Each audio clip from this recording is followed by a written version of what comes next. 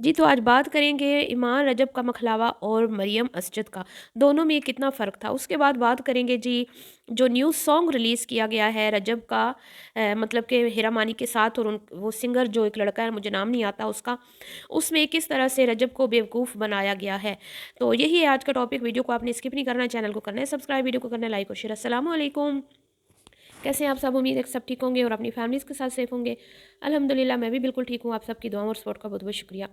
तो जैसा कि आप सब लोग जानते हैं कि ईमान और रजब का जो मखलावा था, उसमें रजब को पता भी नहीं था कि कोई मखलावा नाम की चीज़ होती है। मतलब कि रजब को वैसे हर एक बात का पता है, लेकिन अपनी बेगम के हवाले से उसको किसी भी किसी चीज़ का पता नहीं होता।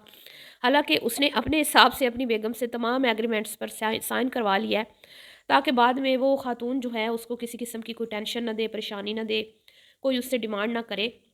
ये सारी चीज़ें उसको बिल्कुल अच्छी तरह से पता थी कि इन चीज़ों को मैंने कैसे जो है ना वो अपनी फ़ेवर में करना है, और अपने लिए आसानियाँ पैदा करनी है। लेकिन जहाँ बीवी की बात आती है, तो वहाँ पे उसको किसी चीज़ का भी नहीं पता होता। उसको इतना भी नहीं पता था कि भई मैंने शादी की है, मैं एक लड़की को घर में लाया हूँ, और एक रस्म होती है कि लड़की को जो होता है, कोई ना कोई हस्बैंड गिफ्ट देता है, यानी कि मुँह दिखाई में। तो वो जो मम्मी-डैडी बच्चा है, जो 24 घंटे अपनी अम्मा के पल्लू में छुपा रहता है, ठीक है? और या तो वो फिर अपने दोस्तों के जमे गफ़ीर में रहता है, अकेला रहना उसको पसंद नहीं है, क्योंकि वो डरता है ना, छोटा मुन्ना है ना, तो मुन्ने को डर बहुत लगता है। वैसे तो फड़के मारते हुए तो वो सिद्धू मूसा और खलनायक और पता नहीं क्या-क्या बन जाता है, ठीक है? और वो उसके फ़ेवरेट्स हैं, लेकिन दम बच्चे में इतना भी नहीं है कि अकेले कहीं मखलावा लेने अपनी बीवी को अपने उसके ससुराल ही चला जाए, अपने ससुराल ही चला जाए। तो इतना घटिया तरीन मखलावा था। पहले तो कहता है मुझे पता ही नहीं है। फिर उसको पता नहीं जी वो छोड़ने जाते हैं, फिर छोड़ के तो वहाँ पे जब उसकी ईमान की मदर कहती है अच्छा मज़े की बात है, इसका दोस्त इससे पहले वहाँ पे पहुँचा हुआ है, वो शैज़ी नाम का। अच्छा वो इससे पहले वहाँ पे पहुँचा हुआ है और जब सास ने कहा कि भई ये एक रस्म होती है कि जब हस्बैंड वाइफ़ आते हैं पहले दिन लड़की के मैके मतलब मखलावे के लिए, तो जो लड़का है उसको एक नाइट स्टे करना पड़ता है। और ये एक होता है कि भई उसको थोड़ा फ़ील हो कि लड़की किस तरह घर छोड़ के अपना गई है, तो उसको कैसा लगता है। तो सामने से जवाब क्या देता है कि भई मैं 1 दिन रह लूँगा, 1 दिन रहने से मुझे क्या पता चल जाएगा कि क्या फ़ीलिंग होती है। इसने तो बेचारी ने अब सारी ज़िंदगी रहना है। हैं? अब क्या हो सकता है भई, जब निकाहनामे पे साइन हो गए, 4-4 एग्रीमेंट्स पे साइन हो गए, तो अब ये मैं एक दिन रह भी लूँगा, तो मैंने क्या करना है फ़ील करके, कि लड़की को क्या महसूस होता है। मतलब कि इसने हर एक बात का उल्टा जवाब देना। और वहाँ पे इसने कहा भई मेरे पास टाइम नहीं है कि मैं ये फ़िज़ूल किस्म की रस्में करूँ, केक कटवाओ और मेरी जान छोड़ो, ठीक है? वो केक कटिंग होगी, ये चला गया। फिर जब ये मखलावा लेने के लिए गए हैं ना, तो क्या ही बात, मैं कहती हूँ क्या ही बात। पहले तो उसकी अम्मा कहती है हमारे में तो कोई रस्में-रुस्में होती नहीं है, तुम बेटा देख लेना, कोई उन्होंने रस्म-शस्म करनी हुई तो वो भी कर लेना, करा लेना वो, ठीक है? तो वो जूता-छुपाई की उन्होंने रस्म की, और इसने 10,000 रुपया दिया और एक-एक नोट इसने गिन कर दिया, ठीक है? वो भी आपने देखा होगा, मतलब हर जगह पे इसने तज़लील की। अब उन्होंने जी खाना बनाया हुआ था जिस दिन ये ईमान को वापस लेने गए हैं। पहले तो इसने ईमान का खूब मज़ाक उड़ाया कि भई तुम बड़ी मेरे लिए जो है ना वो परेशान थी, इसीलिए लाल साड़ी पहन के बैठी हो, बड़ी कमज़ोर हो गई हो, हैं 2 दिन से खाना नहीं खाया। मतलब उसको पूरा टॉन्ट किया, पूरा फ़ील करवाया कि भई मैं इतनी बड़ी मुसीबत में फँस गया हूँ शादी के फ़ौरन बाद, और तुम यहाँ पे लाल साड़ियाँ पहन के बैठी हुई हो। और फिर वहाँ पे भी तमाम लोंडे-लपाड़े मौजूद हैं जी। बेगम का मखलावा तुम लेने जा रहे हो, तुम्हारे काम है कि अपनी फैमिली के लोग लेके जाओ, अपनी अम्मी-अब्बू, अपने भाई बहनोई और बहन, इसके अलावा कोई भी नहीं होना चाहिए था। लेकिन बहुत अफ़सोस की बात है, वहाँ पे भी सारे लोंडे-लपाड़े मौजूद थे, और उन लोगों ने जो खाने का एहतमाम किया हुआ था, वो तमाम लोंडे-लपाड़ों ने खाना खाया, और उसने उसको किस तरह लिया, ओए होए होए! आज तो खर्चा कर देता है जी, आज तो सोहरे खर्चा कर देता है, आज तो सोहरे बड़ा खर्चा कर देता है। और वहाँ पे उसको इतना मतलब टाइम नहीं दिया गया ससुराल वालों को कि वो तरीके से गिफ्ट्स जो है इनको दें, जो दिए जाते हैं मखलावे के दिन, ठीक है?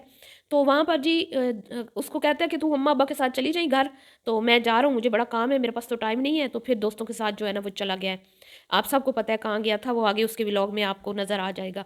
तो बहरहाल जी, ये तो था इसका मखलावा, और उसके बाद फिर वो ईमान जो है नेक्स्ट डे उसने सबके गिफ्ट्स दिए बेचारी ने बुला-बुला के तो कि भई ये अम्मी ने आपके लिए भेजा है, ये आपके लिए भेजा है, ये गज़ल आपी के लिए भेजा है। तो बड़े अफ़सोस की बात होती थी, मतलब है कि कोई एक भी रस्म इस बंदे ने, कोई एक भी किसी एक भी जगह पे इसने अपने ससुराल वालों की लाज नहीं रखी, अपनी बीवी की रिस्पेक्ट नहीं रखी किसी एक भी जगह पे। अब ये बताएँ, सोचें कि भई उसकी अम्मी के घर में लोंडे लपाड़ों का क्या काम है? एक फैमिली के लिए वो खाना बनाते, ना कि तुम्हारे 10-10 जो मुश्तंडे लोग होते हैं, उनके लिए भी उनको खाना बनाना पड़ता है। जिधर भी जाता है, ये उनको साथ लेके जाता है। चलो ठीक है, आपने वीडियो बनानी होती है, तो आप एक हद तक रखें ना, एक लिमिट रखें ना अपने दोस्तों के साथ। हर जगह पे तो गुस्साने का कोई तुक नहीं ना बनता। अभी एक मुझे कमेंट आया था कि सिस्टर इसने अपने वाइफ के कमरे के सामने दोस्तों का कमरा बनाया हुआ है। जी बिल्कुल, इसने होम टूर में दिखाया था लोंडो लपाड़ों का कमरा बिल्कुल ऐन इसके बेडरूम के सामने है। और ये शर्म से डूब मरने का मुकाम है कि अपने रूम के ऐन सामने इसने मतलब इसकी सारी रात वहाँ पे लोंडे लपाड़े होते हैं। अब क्या प्राइवेसी रहेगी, आप बताएं ना, इससे ज़्यादा बेगैरती क्या होगी? पैसे के लिए इंसान इस कदर भी गिर सकता है, मतलब ये तो अजीब सी बात है। अब आ जाते हैं मरियम और असजद का।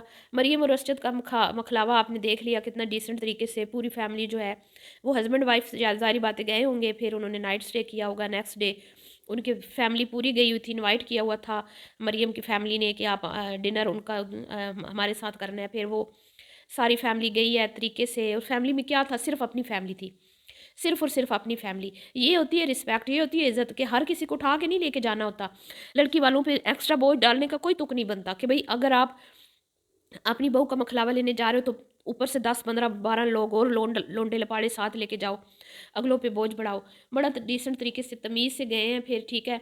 और वहाँ पे उन्होंने डिनर करवाया। डिनर के बाद फिर उन्होंने जो एक तरीका होता है जिस तरह से गिफ्ट दिए उन्होंने, बड़े प्यार से तरीके से गिफ्ट दिए। फिर घर आए और फिर उनकी अम्मी ने सब के लिए बिद भी दी कि ये भी ईमान की अम्मी को दे दें और गज़ल अपनी अम्मी को दे दें, मिठाई वगैरह जो भी, मतलब सही जिस तरह होना चाहिए एक पढ़ी लिखी डिसेंट फैमिली का तौर तरीका। अब यहाँ देख लें तो जहालत फूट फूट के जो है वो नज़र आती है, और वहाँ देख लें तो साफ नज़र आता है कि पढ़े लिखे लोगों में और मतलब मैं जाहिल तो नहीं कहूँगी इसको, अब मैं इसको क्या कहूँ कि जो अनपढ़ लोग होते हैं वो जाहिल नहीं होते। जहालत एक अलग चीज़ होती है। आजकल के दौर में कम पढ़े लिखे लोग भी बड़े तहज़ीब वाले हैं, ठीक है। तो जहालत का मतलब हरगिज़ ये नहीं होता कि भाई तालीम की कमी की वजह से जहालत है। तो मुझे लगता है कि ये गज़ल तो पढ़ी लिखी है ना, गज़ल तो जाहिल नहीं है ना, लेकिन गज़ल के भी तौर तरीके सेम रजब वाले हैं, सेम। मतलब आप रजब की वीडियो देख लें या गज़ल की, आपको लगेगा कि हम एक ही, मतलब सेम होती है वीडियो का तौर तरीके, बोलना स्टाइल, हर चीज़ दोनों बहन भाइयों की सेम है। तो अब बताएं ना, क्या गज़ल गज़ल तो माशाल्लाह पढ़ी लिखी है। तो तालीम का जहालत से कोई ताल्लुक़ नहीं होता। रजब सब वैसे ही जाहिल हैं, ठीक है। तो अब क्या ही मैं कहूँ। अब जी सॉन्ग पे बात करते हैं। मैं कहती हूँ कि रजब को सिर्फ पैसे चाहिए होते हैं। वो इतना बेवकूफ़ है, इतना, फिर मैं कहूँगी जाहिल है, उसको पता ही नहीं होता कि लोग उसको किस किस तरह से यूज़ करके चले जाते हैं। हर कोई उसको यूज़ करता है। नानी वाले ने उसको यूज़ किया, डकी ने उसको यूज़ किया, ज़ुल्करनैन ने हर कोई इसको यूज़ करता है। और ये होता है क्योंकि इसको लगता है कि शायद इससे मेरी शान में इजाफ़ा हो रहा है, मेरी इज़्ज़त में, वक़ार में इजाफ़ा हो रहा है। लेकिन ऐसी बात नहीं है, ये लालची है, ये पैसे के लिए यूज़ होता है। ये आप ऐसे मत समझिए कि ये बेवकूफ़ है, बेचारा है, यूज़ इसको लोग कर लेते हैं। ना, ना, ना, ना, ना, ये बेवकूफ़ नहीं है ना, ये पैसे, इसको सिर्फ़ पैसा चाहिए, इसको पैसा मिल जाता है बस। अब जी वो जो सिंगर लड़का है ना, उसने इसको पैसा दे के इसका फ़ेम जो है उसको उसको मतलब उससे फ़ायदा उठाया है, क्योंकि इसको बहुत सारे लोग देखते हैं।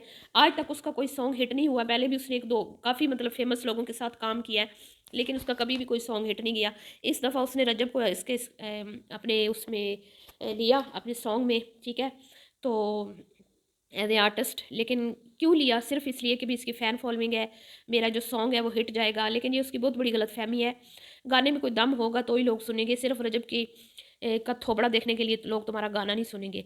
और रजब के साथ क्या हो गया जी, इस दफ़ा इसके साथ स्कैम हो गया। स्कैम ये हो गया बेचारे के साथ कि खुद को हीरो समझ रहा था और बड़ी बढ़ के फड़ के मारा था अम्मा के साथ कि हीरा मानी मेरी हीरोइन है हीरा मानी। तो हीरा मानी असल में हीरोइन थी उस लड़के की जो कि सिंगर है, और ये सिर्फ़ और सिर्फ़ कठपुतली था, कुछ भी नहीं था। इसका पार्ट बहुत कम है। पूरे का पूरा जो गाना है उसमें जो मेन रोल है वो उस लड़की का है, उस जो सिंगर है उसका है, और ये इसका बीच में टिन्नू सा रोल है। सिर्फ़ इसको यूज़ किया गया है। चलिए जी, मिलती हूँ नेक्स्ट वीडियो में। अल्लाह हाफ़िज़।